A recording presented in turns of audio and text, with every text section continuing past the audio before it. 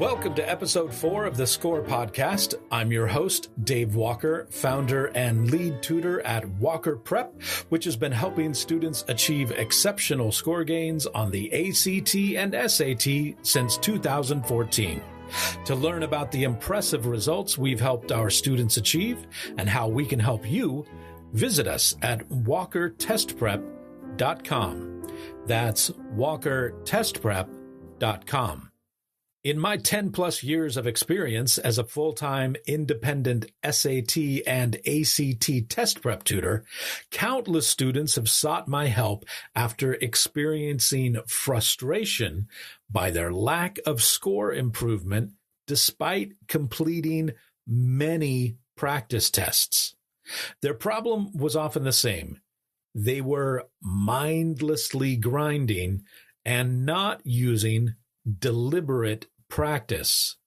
So today I'm going to explain what deliberate practice is and how you can use it to avoid the frustrating lack of progress that results from mindless grinding.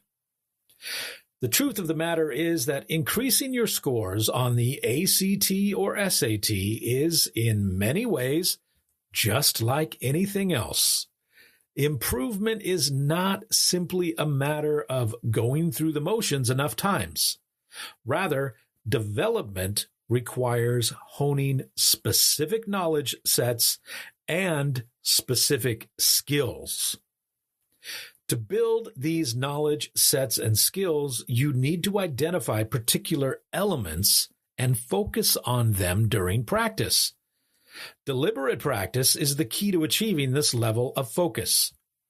Among other things, it involves breaking down complex tasks into smaller components and practicing those components with the goal of continuous improvement. So let's talk a little bit more about what deliberate practice is and what it isn't. Deliberate practice is a highly structured and purposeful form of practice aimed at improving specific aspects of performance. And I'm going to repeat a couple of key ideas there. It is a very purposeful form of practice. It's purposeful, and it's aimed at improving specific aspects of performance. It is aimed at particular elements of your performance that have been decided on ahead of time because they have been identified as weaknesses and as keys to improvement. Deliberate practice also involves setting specific goals, receiving immediate feedback, and focusing on tasks that are just beyond your current ability in order to push the limit of your performance. So, specific goals. You might think, well, I have a specific goal when I practice to get better. I have a specific goal to when I practice, I want to get a 36. I want to get a 1600. That's a number. That is a specific number. How could it get more specific than that?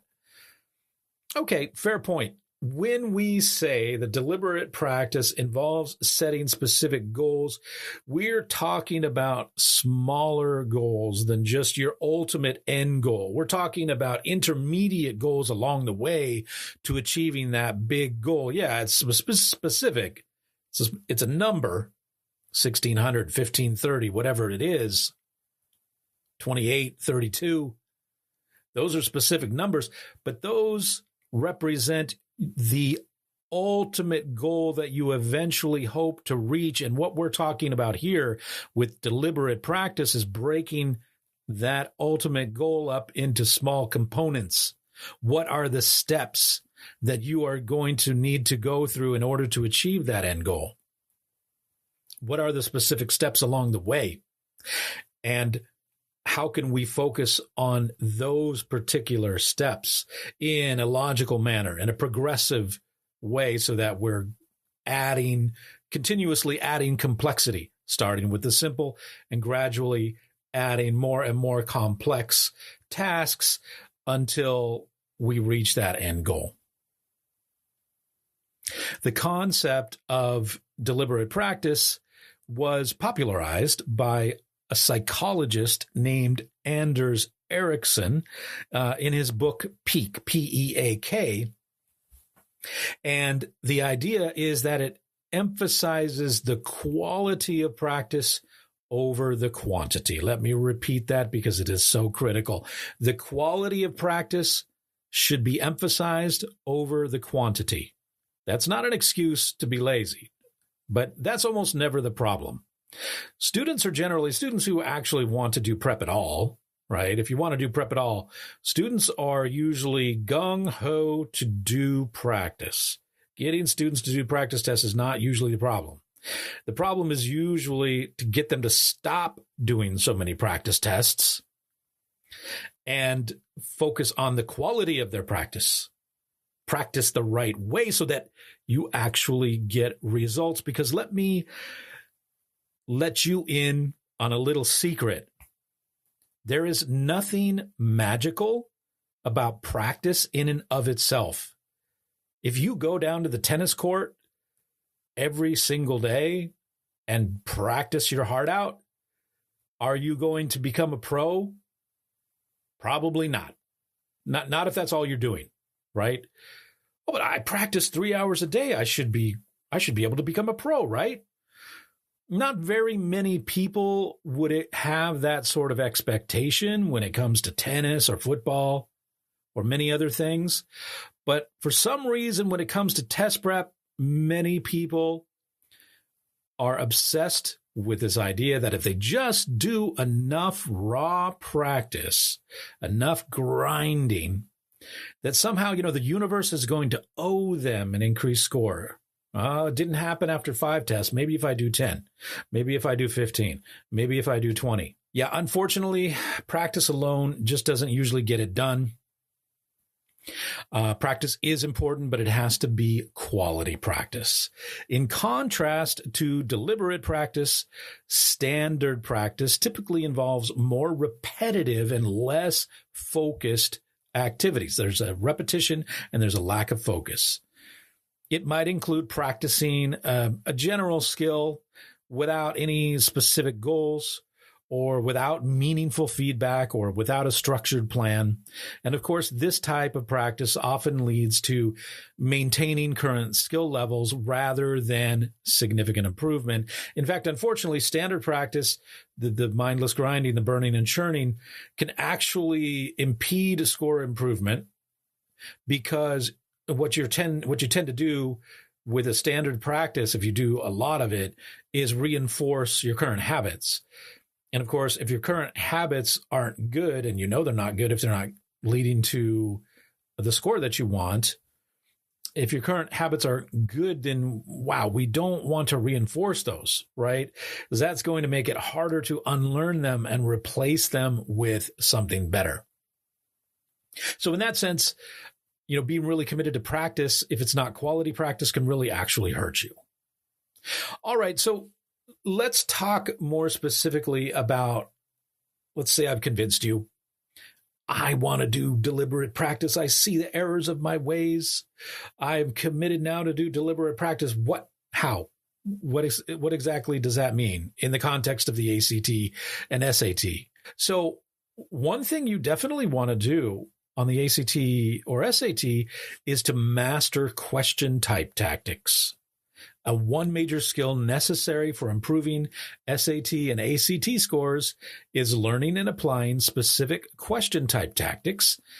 These are just step-by-step procedures that you should be executing every time you encounter a particular category of question.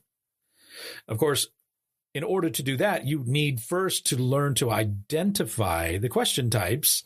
So that would be another knowledge set that you need to deliberately focus on acquiring, either as a supplement to practice or as part of your practice. To maximize score gains, you must first memorize these question type tactics, then apply them in practice, ideally through drills at first. Then, once you've got the hang of them through drilling, you can try applying them on an official practice exam, after which you will get feedback on your execution. Second type of skill that you can focus on for delivery practice is hyperliteral textual analysis. This is a specific type of reading, a mode of reading, a style of reading that works really well on the SAT and ACT, obviously, the reading sections. Again, I'm not going to get into all of the mechanics of hyperliteral textual analysis here, but suffice it to say, it is a very literal form of reading, as the name would suggest. And for more details on that, I encourage you to enroll in my comprehensive SAT reading and writing course, which you can find out about at my website, walkertestprep.com. So look, the bottom line is we need to do our best to avoid the churn and burn approach to test prep. To reach your highest potential score, you can't rely on the mindless grinding approach of simply completing a large number of practice tests. This type of brute force approach might help you excel in school, where you're only competing against a small pool of local students. But on the SAT and ACT, you're competing against the best from around the world. So a useful analogy might be a local track star who, thanks mostly to raw ability, natural talent, and having the discipline to, say, run 5 days a week, wins the district championship. Well, that's a notable accomplishment.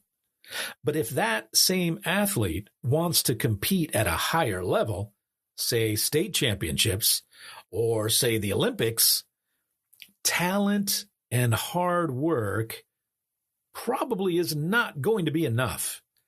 In order to do well, really well, at those higher levels, the athlete will need to start focusing heavily on technique. Simply running on a regular basis probably isn't going to cut it. Think of the SAT or ACT as the academic Olympics. To succeed, you must focus on deliberate practice with specific strategies, knowledge sets, and techniques. If you enjoyed today's episode, please do give it a like to help others discover the show. Reaching your dream score on the ACT or SAT can feel like an impossible dream, but with the right approach to the test, it is possible to break through the wall and achieve significant score gains. If you're serious about improving your ACT or SAT scores, I encourage you to sign up for a free trial of my comprehensive course on digital SAT reading and writing. This course offers all of the strategies I teach my private students at just a small fraction of the cost. Plus, the course includes targeted drills, quizzes, and realistic practice questions to help you reinforce and internalize the strategies. The course is specifically designed to help you incorporate what we have been talking about today, which is deliberate practice. My comprehensive course on digital SAT reading and writing offers a no questions asked 7-day free trial, so there's no risk to you. To register for the course, simply click the link in the show notes or visit walkertestprep.com and click the online SAT course tab. Well, that is it for this episode of The Score. Thanks for listening. I'll be back with a new episode on Monday morning. Until then, keep prepping smarter.